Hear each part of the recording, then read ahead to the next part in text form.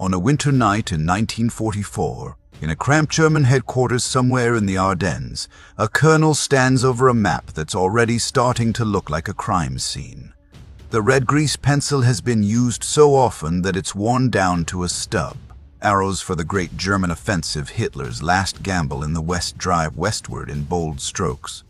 American units are pushed back, names of villages scratched out and overwritten with German symbols.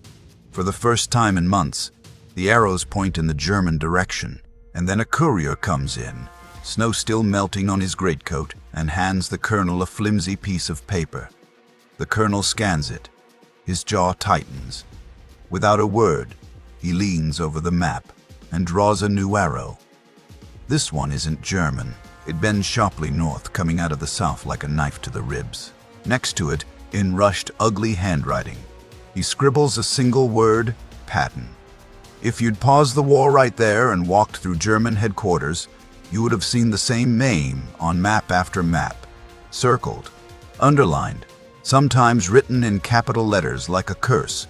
Not Eisenhower, not Bradley, not Montgomery, Patton. Why? Why did men who'd marched with Guderian, who'd shattered Poland and France and driven to the gates of Moscow, end up fearing an American general who'd never fired a shot in the First World War? Why did one U.S. commander, in particular, make hardened German generals quietly tell interrogators years later that he was the one they dreaded most? To answer that, we have to do something unusual. We're not going to start with Patton. We're going to start with the people who feared him. Imagine you're a German staff officer in early 1943. You fought in the East. You've seen Soviet tank armies and Siberian divisions. Compared to that, the Americans in North Africa? They're a joke. Kasserine Pass proved it. The U.S. Army went into the mountains of Tunisia like a kid stepping into the ring with a heavyweight champion. Green troops, overconfident officers, poor communications. Rommel hit them the way a professional boxer hits a rookie, straight, hard, without mercy. American units panicked. Some broke and ran. Vehicles were abandoned. Guns left in firing positions without crews. German officers came back from the battle and described these new enemies as clumsy, brave, maybe, but slow, predictable, easy to fool. You can almost hear the contempt in their reports. Good equipment, plenty of it, but used badly. No real feel for maneuver warfare, no real nose for battle. In Berlin and in field headquarters across the theater, a quiet assumption settled in. The British were stubborn but methodical. The Americans were rich but inexperienced. They might win by sheer weight of metal, but they weren't dangerous in the way a Rommel or a Manstein would recognize as dangerous. And then, into that picture, walks George S. Patton. When Patton took over the battered US 2 Corps in March 1943, German intelligence didn't even have his name spelled consistently. He was just another American general. What they couldn't see from their side of the front was what it felt like inside the American lines when he arrived. Patton stepped out of his jeep in North Africa wearing polished riding boots, jodhpurs, a custom-made jacket, a pair of ivory-handled pistols, and an expression that suggested he'd just bitten into something sour and found it wasn't nearly sour enough. He walked through camps where discipline had grown relaxed. Helmets off, uniforms sloppy, weapons not quite clean. Men smoking, laughing, relieved to be away from the front. And he exploded. He banned beards and ordered helmets on at all times, even miles from the front. Any man who fired his weapon carelessly would be court-martialed. Vehicles had to be parked facing one direction, ready to move. If a soldier didn't salute, Patton would pull him up personally and chew him out in language that would peel the paint off a tank. It looked like theater. It was theater, but Patton wasn't playing to the Americans. He was, in a strange way, playing to the Germans. Because at the heart of all that swagger was a question: can I turn this army from a lumbering mass into something the Germans will recognize as dangerous? Patty answer in German reports. Before Patton, comments on U.S. forces in Tunisia are almost smug. Clumsy attacks, poorly coordinated, weak infantry-tank cooperation. After Patton's first real battle in command, at El Getter, the tone shifts. It's subtle at first. Phrases start appearing like strong resistance, rapid counterattack, enemy recovered from surprise. American artillery becomes effective instead of chaotic. On the ground, German units that had expected an easy follow-up after Kasserine run into something different. A US corps that doesn't crumble at the first blow, that regroups, that counterattacks fast instead of sitting in its trenches trying to figure out what just happened. It wasn't yet fear, but it was the end of complacency. Now, if you're watching this, you probably know the outline of Patton's career. North Africa, Sicily, France, the Bulge, Germany. But the men on the other side didn't experience it as Patton's greatest hits. They experienced it as a worsening problem that kept showing up on their maps, in their reports, in their nightmares. They noticed patterns, and patterns for a staff officer are more frightening than any individual battle. The first pattern emerged in Sicily. In July 1943, when the Allies invaded the island, the Germans expected, based on Tunisia, that the Americans would lumber forward while the British took the lead. The British 8th Army under Montgomery landed in the southeast and punched its way up the island's spine, directly toward the well-defended eastern ports. Predictable, methodical. Exactly what German doctrine had prepared for. The Americans, under Patton, landed on the southern beaches. Their initial mission was modest: protect the flank, draw some German attention away from the British. Patton looked at that, and you can almost imagine the thought crossing his mind. Protect the flank? To hell with that. Let's use it. Instead of slowly grinding forward on a narrow axis, he wheeled his forces west and then north in a wide hook, racing along Sicilian roads that were never meant for. Tanks heading toward the port of Palermo. German and Italian commanders watching this weren't struck by the elegance of the maneuver at first. What struck them was the speed. Patton's columns were dust clouds on the horizon one day, and at the edge of key towns the next. They bypassed strong points, sent light forces ahead to seize crossings, showed an appetite for risk that felt uncomfortably familiar, because that was their playbook. The pre-war German army had built its doctrine around Bewegungskrieg, war of movement, fast, decisive, constantly looking to get around the enemy rather than smash straight through him. And in Sicily, for the first time, German officers saw an American general wielding his army the way they thought only Germans, occasionally Soviets, really knew how to do. There's a line in one post-war German account that sums it up. Speaking of the differences between Allied commanders, the officer said, and I'll paraphrase here, that most Americans were solid but slow, while Patton showed a grasp for mobile operations that reminded him of old German cavalry tactics. You can hear in that grudging praise the beginning of unease. The race from Messina, where Patton tried to beat Montgomery, to the northeastern tip of the island has often been framed as ego, and it certainly was that. He wanted the headlines. He wanted the glory. But from the German side, the ego wasn't what mattered.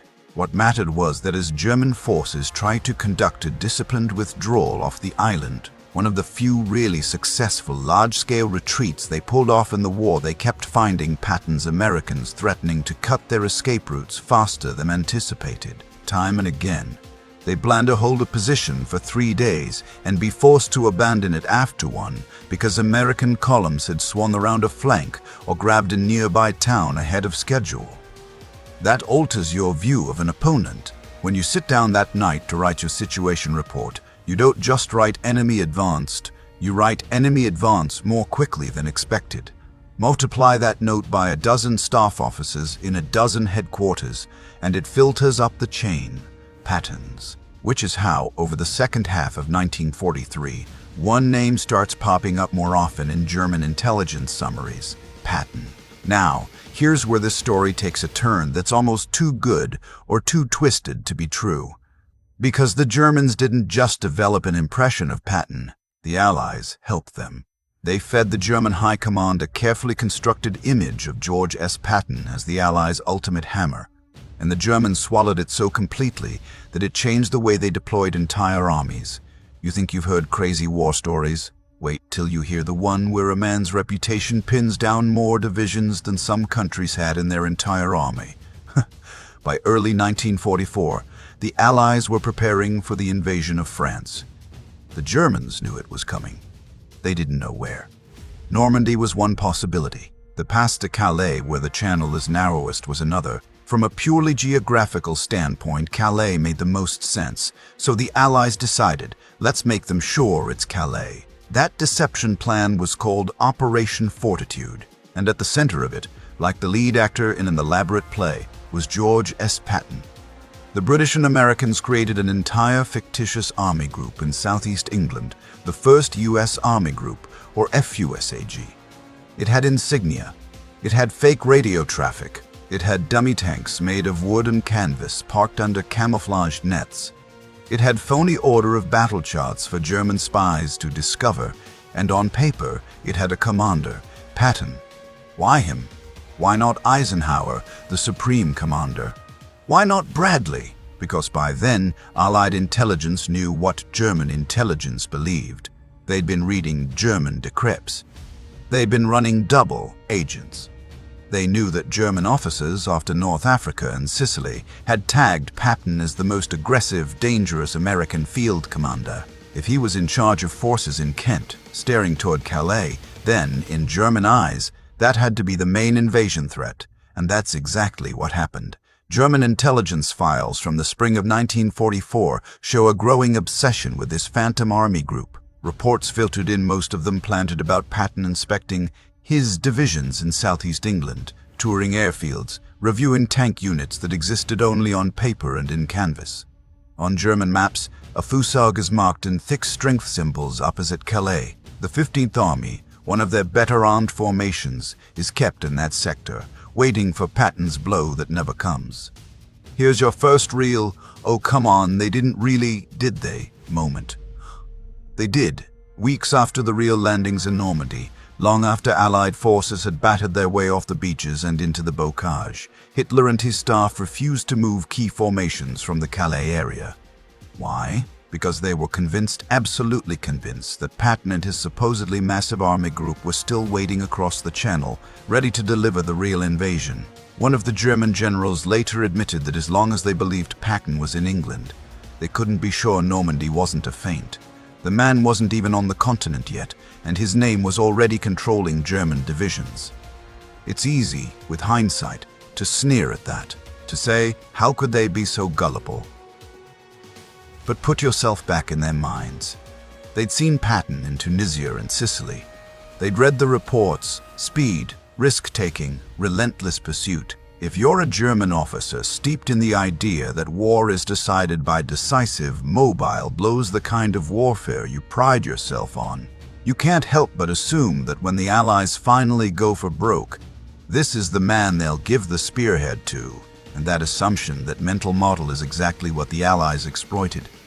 Now we get to the part the Germans really didn't enjoy, because eventually they realized Patton wasn't in Kent at all. He was in Normandy, with a real army, and he was coming for them. On August 1st, 1944, after the brutal, grinding hedgerow fighting that characterized the first 2 months after D-Day, the U.S. Third Army officially became operational under Patton. If you stand back and look at the Western Front from the German point of view, the days that follow are when Patton becomes something like a natural disaster. The breakout from Normandy, Operation Cobra, had already punched a hole through the German lines near St. Lo. What Patton did was turn that hole into a widening rip.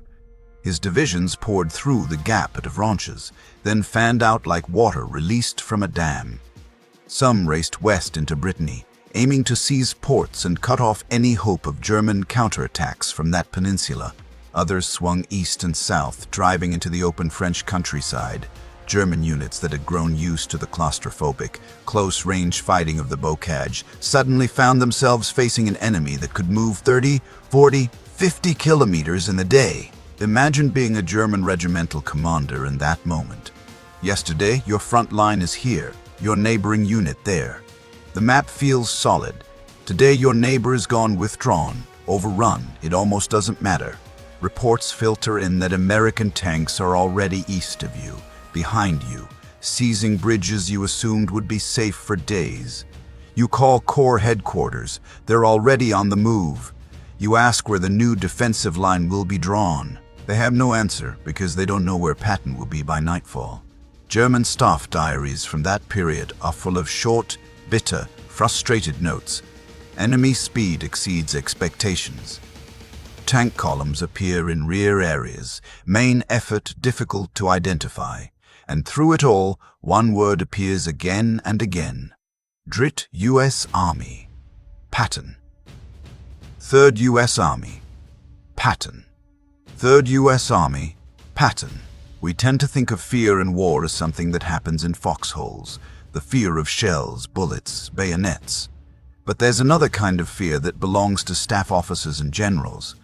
It's the fear of losing the plot, of not being able to predict, even roughly, what the enemy will do tomorrow. Patton terrified Germans at that level because he was, paradoxically, both predictable and unpredictable. They knew he'd attack. That part was certain. When in doubt, Patton pulled the trigger. He advanced. He sought contact, but how he exploited success, which direction he'd push a breakthrough, how far he'd go before pausing, which weak seam he'd sniff out felt far less predictable. One German general later contrasted him with Montgomery this way. The British commander, he said, planned like an engineer. You could almost see the blueprint of his offensives weeks in advance. Patton? More like a cavalry raider let loose across an entire theater. Let's pause on that for a moment and talk about culture, because one of the reasons Germans feared Patton more than other Allied generals has less to do with him and more to do with them. The pre-war German officer corps was steeped in a romanticized vision of the cavalry. Bold thrusts, deep penetrations, encirclements. The ideal commander was an aggressive, fast-moving leader who seized initiative and never let go. In the West, many German generals looked at their principal Allied opponents and saw competent managers, solid administrators, men they feared would gradually, inevitably, strangle them with material superiority, but who didn't really scare them in the way a Guderian or a Rommel could scare them. Patton was different. He was a throwback to an older martial ideal they understood and respected and dreaded. He talked about war as an art. He pushed his units to move faster than their supply trucks could comfortably sustain. He accepted casualties in pursuit of tempo in a way that, to German eyes, felt like something a German general should do, if he weren't trapped in Hitler's increasingly paranoid grip. You can see hints of this almost grudging admiration in post-war interviews. Several German officers, when asked to rate Allied generals, would put Patton at the top of the American list without hesitation. Now, you might be thinking, sure, but that's after the fact. That's memory. What about at the time? Fair question. Let's talk about one moment where German fear of Patton stopped being an abstract thing in a war diary and became a white-hot, immediate problem. The Ardennes. December 1944. Hitler's last great offensive in the West hinged on surprise and on time. Surprise, they got at least partially. Time? Time was stolen from them by logistics, weather, stubborn American defenders, and one U.S. general who refused to act according to their assumptions. If you read German planning documents for the Ardennes offensive, what we call the Battle of the Bulge, you see a consistent expectation. If they attacked hard through the thinly held American lines in the Ardennes, they could punch their way toward the Meuse River and perhaps even Antwerp before the Allies could react in strength. They knew Patton's Third Army was to the south, in Lorraine, oriented east towards the Saar and the West Wall. To get that entire army to pivot and drive north through winter conditions, with limited roads, would take in their estimation at least a week, probably more. So they gambled. By the time Patton became a real factor, the offensive would already have created an unsalvageable mess on the Allied side. When the attack began on December 16th, many German commanders felt vindicated.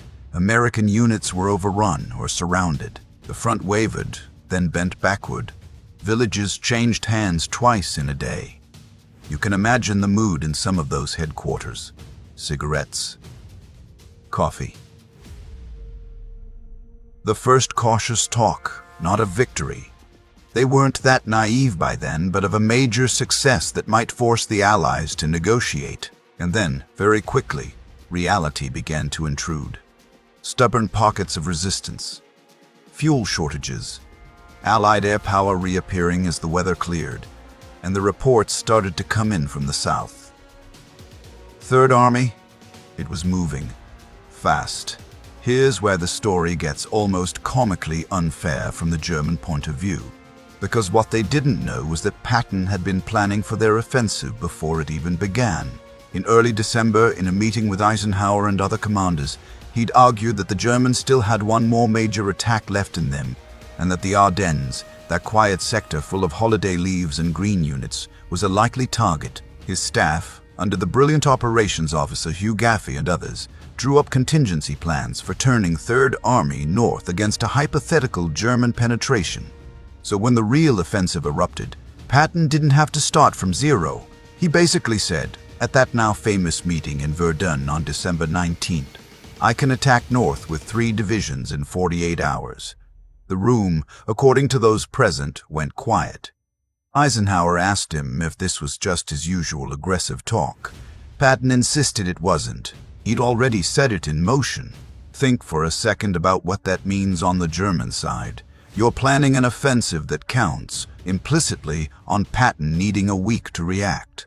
You're counting on a slow Allied decision cycle. And instead, within days, his entire army, hundreds of thousands of men, thousands of vehicles, is in motion, swinging 90 degrees in snow and ice, heading straight for the southern flank of your carefully constructed Bulge." German accounts after the war are very clear about the psychological impact.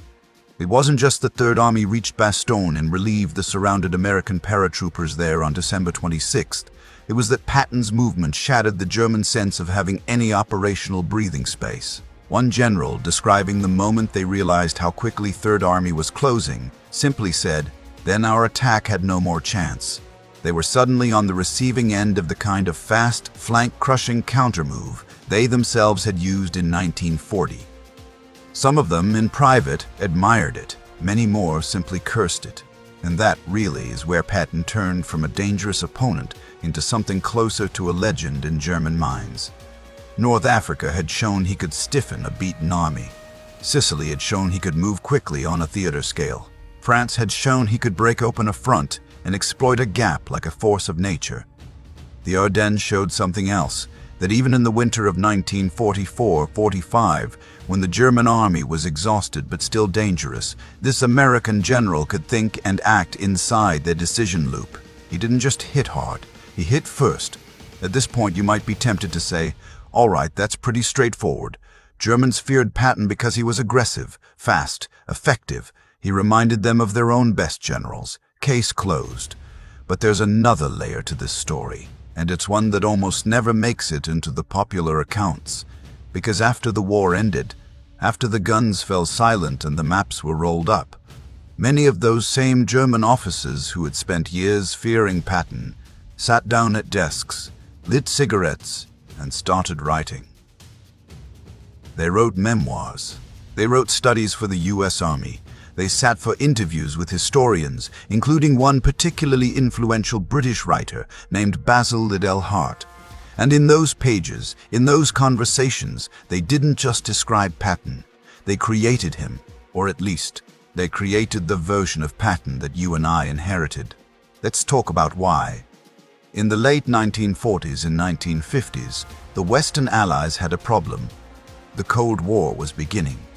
The Soviet Union, yesterday's ally, was today's looming threat. Suddenly the question, how did the Germans fight, wasn't academic. It was a matter of practical military interest. So the US Army and others started asking former German officers to write detailed accounts of their campaigns. These became the Foreign Military Studies, hundreds of monographs on everything from tank tactics to corps-level operations. In these papers, the Germans analyzed their Allied opponents. They ranked them. They discussed strengths and weaknesses. At the same time, writers like Liddell Hart were pursuing their own projects, trying to show that the kind of maneuver warfare they had advocated between the wars had been vindicated sometimes, they suggested, by the Germans themselves. Now imagine you're a former Wehrmacht general in 1948. You've lost the war.